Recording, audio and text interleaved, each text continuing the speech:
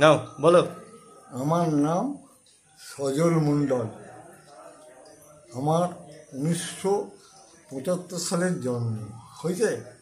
আচ্ছা, আমি 2009 সালে 2009 সালে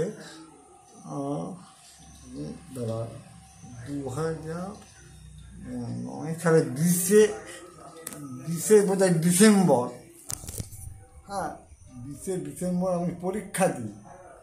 সেই পরীক্ষাতে আমার 4.5% আমি 10 নম্বরের মধ্যে, হ্যাঁ 4.5% এই 4.5 নম্বর পাই।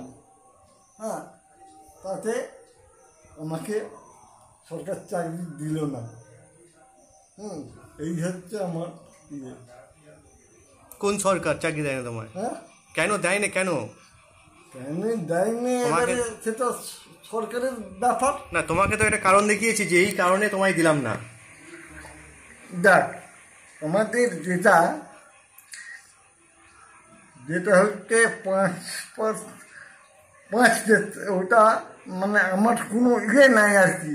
ওটা 4.5 মানে পেতে 4.5 আর ওটা আরও কি একটা পেতে হতো, মানে ওটা আরও ইয়ে আছে। দাঁড়াটা কি ভুলে যাচ্ছি আমি। আচ্ছা, কোন সালে কেস করেছো তোমরা? কোন সালে কেস করেছো রাজ্য সরকারের? 12 সালে। 2012 সালে কেস করেছো? হ্যাঁ। এখনো সেই কেসটা চলছে? হ্যাঁ। কতবার তুমি কোর্টে আসতে হয়েছে তোমাদেরকে? মিনিমাম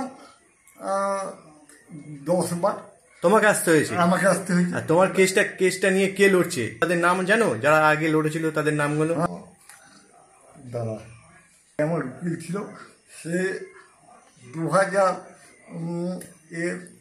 ওই এটা কত সাল,